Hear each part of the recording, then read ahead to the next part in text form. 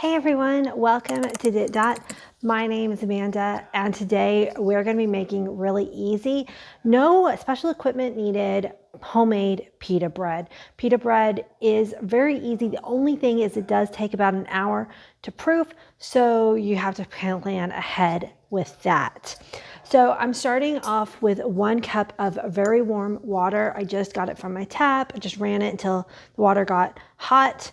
And I'm going to add in 1 teaspoon of sugar and a couple of teaspoons of instant active dry yeast. Well, I guess it's not instant, but active dry yeast. And because anybody who follows my channel knows that I really don't actually measure, I'm going to throw a little extra in for just grins and giggles. So I'm going to give that a little stir, and we're going to let this proof. If your yeast does not proof, which means bubble up and get bigger, then that means it's dead and you have to scratch the recipe. It's not going to work. So yes, you can do this in your KitchenAid mixer, but you don't have to. So in a large bowl, we're going to put in 3 cups of flour. Seriously, the other day I was making, what was the last one? Oh, the chicken kebabs. It's up on my channel.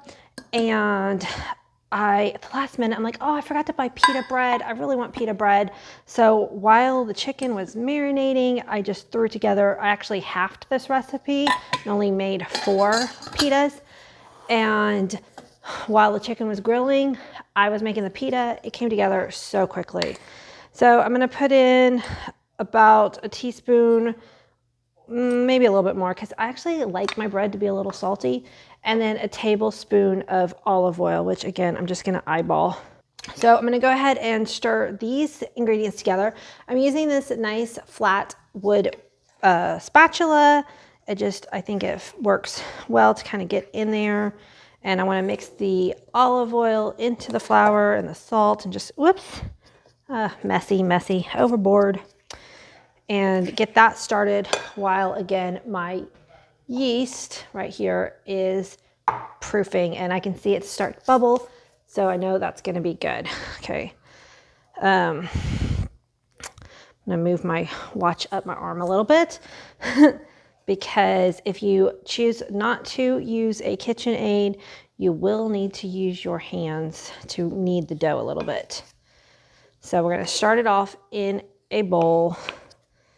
And now you can see the olive oil is incorporated. My yeast is bubbling a little bit, so I know it is active and happy. I'm going to add the 1 cup of water to the 3 cups of flour and just slowly incorporate it so we don't slosh. And then we will knead it for a few minutes until we have a nice soft ball of dough. Now, anytime you're working with dough, which is one reason why you don't have to measure super specifically, because a lot of factors are environmental. If you've got a really humid day or a really dry day, it's going to affect how much water and flour you have to use. And so it's very hard for dough recipes to be specific. And it's really all about getting a feel for your dough. So I'm going to show you what it looks like up close right now. I call this the shaggy stage because the dough kind of looks shaggy to me. So when it gets like this, I'm going to go a little bit further. I'm going to try to bring it together, and then we'll dump it out and knead it some more.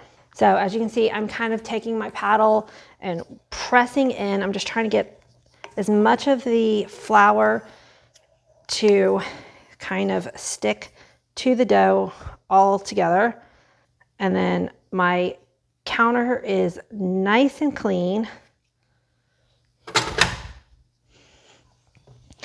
going to work it in the bowl for just a minute before I bring it out onto the counter, because again, it just is a little bit less messy if you can get it to kind of come together into a ball when it's in the bowl. And one thing that I like to say is don't force your dough. If there's some flour that it just doesn't want to pick up, then that means that maybe it doesn't need that much flour today. So see, there's like a little bit of flour, it just doesn't want to pick that up. So I'm like, okay, you're talking to me, dough. You're telling me that that's just too much flour for the amount of water that I added. So right now, this is where I love my white countertops, but the white countertops don't really help on making a video with white flour. A little bit of contrast would be good, but this is where you're gonna get a little bit of your workout, because let me show you. Right now, our dough is pretty rough. We want to knead it until it gets a lot smoother. And this could take anywhere from 5 to 10 minutes, depending on, again, how active you are with it and all of those weather conditions too. So I will, of course, edit out some of this because you don't want to watch me sit here and knead for 5 to 10 minutes. But I'm going to show you a couple of just the techniques right now before I cut away. So I'm pressing and rolling away from me. It's one thing that I do. And then the other one is like a kind of a back and forth here, where I'm taking my right hand and pushing it and then tucking my left. And this can be a good workout. Just get really into it. This is where you turn on the music. And you know what? I think the bread tastes so much better when you put this personal effort into it. So, all right, I'm gonna cut away for a few minutes, keep kneading, and then I'll show you what it looks like when I'm done. Okay, so I've been kneading it for a few minutes. It's now much softer, it's not as tacky, but you can still see it's not shiny. So we are gonna keep going for a little bit longer. One thing, after I've been kneading it for a while, I might take it off the counter and I will start kind of rolling it onto each other itself. And kind of pulling and tucking and pulling and tucking. And you can see it gets really kind of gnarly and not smooth, but that's okay because we're still kneading it. Even if you use the KitchenAid mixer, after you still need to use it for like 5 minutes. Then I like to still hand knead after I use my kitchen kneader, just for a few minutes. I don't know, I just like getting tactile with the bread. Really, I think just helps it come together. I don't know, maybe it's that like little bit of love that you could add. Okay, it is starting to get really nice and soft. Oh, love this feel of yeast bread. Okay, so one of my last techniques is to actually kind of throw it down onto the countertop, and I can really feel the texture now getting nice and smooth. So let me show you what it's looking like. Okay, so now you can see it is so much smoother than it was before. I mean, just tactily, it just, love the way this feels. It's soft. You can clean this out, but I'm always lazy and I just poured out the extra flour. A little bit left in here isn't gonna do anything. I'm gonna spray it with some olive oil. You can butter it. You can put in a little bit of olive oil drizzle and kind of smear it around with your hand or towel. I'm gonna put my bread in my dough in the bowl, coat the top of it again with some more olive oil, cover it with plastic wrap, and then you want to try to find a warm area that is draft free. I'm really sad my fancy oven over here doesn't have a proof feature. My old oven had this proof feature. It was the perfect temperature for proofing bread, and I really love it. But sometimes what I'll do is set this on top of the oven and then just set it to like the absolute lowest setting. Just kind of give some warm air over there. I do that on cool days, which today is a nice fall cool day in the Pacific Northwest. So I probably will do that at least towards the end of the proofing time. And we want to let it double in size. That's usually going to take about an hour, and I'll see you in a little bit. Okay guys, so I'm back. Our dough has risen quite a bit. I am preheating the oven to 500 degrees take off this plastic wrap. I love the smell of yeasty dough. Gonna punch it down. It's so nice and soft now. And we are going to cut this up into 8 pieces. So I'm just using a butter knife.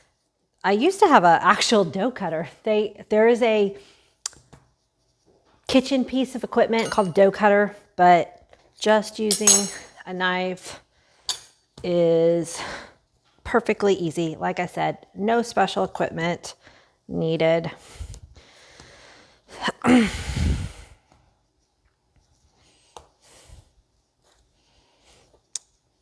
Okay, so once you have your halves and you have those halves, and you have 8 pieces, roll them up into a little ball, and then we're just gonna let them rise for a few more minutes while our oven is coming up to temperature. So I'm just making these little balls, and then we will roll them out and make pitas, and that goes so fast. All right, so here's my little dough balls, and my oven is almost at 500, so I'm gonna go ahead and start rolling them out. I swear, technology is so strange. It just got hit 500, no beeps, nothing. But my dryer, on the other hand, when it's done, holy cow, it lets the whole neighborhood know. Okay, so again, like I said, no special equipment is needed. I am using a rolling pin. If you don't have a rolling pin, you can use a large water bottle, you know, really easy. You don't have to get fancy with this. You're gonna aim, oh, and you know, a rustic shape is nice. You wanna kind of have them circular, but they don't have to be perfect. And about 6 to 8 inches is what you're going for. So roll these out. The dough isn't sticky, so you can stack them on top of each other, and then we will go to the next step. So I have my stack of rolled out pita bread. Okay, so while I was preheating the oven, I also put in a pizza round. If you have a pizza stone, even better. But a couple of years ago, my pizza stone broke, and I bought these metal ones, which I really love because I also use them out on my outdoor grill, which you could do this on the outdoor grill too. But I like this metal pizza pan, and so I did not replace it. I did not replace it with a pizza stone. Okay, so I'm gonna do 4 at a time, and they only take 3 to 5 minutes, so keep an eye on them. Ooh, hot. Okay, this is after 5 minutes. Since they only got brown on the one side, I'm gonna flip them and put them in just for a little bit longer. But they look beautiful. So nice and lightly browned. Hot out of the oven. They are so soft and fluffy. I'm gonna cut one in half. And so you can use pitas like with your hummus in a Mediterranean dish. If you're careful with them as you open them, they make little pockets. Sometimes it's hot, hot, hot. There, this one's opening it. And when I was a kid, I used to love making a tuna fish salad or a chicken salad and stuffing your pita with tuna or chicken. Tonight I am baking some salmon. You can see it back there in the oven. I pulled these out, lowered the temperature in the oven, and I'm throwing some salmon in, and I'm gonna make salmon and put a salad in here. But I'm gonna just go ahead and put some butter on one of these real quick because, you know, chef gets an extra one. And sometimes I just like a buttered pita bread. It is just so good.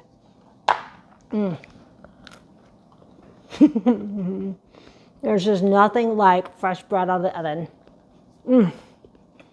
So yeah, they come out perfect. Put some of the butter on the inside too. I hope you enjoyed this video. Make sure that you hit subscribe. If you want to make Greek chicken kebabs, I'll link the video down below for that, where I also served pita bread. I just didn't show you how to make it in that video. And until the next one, bye guys.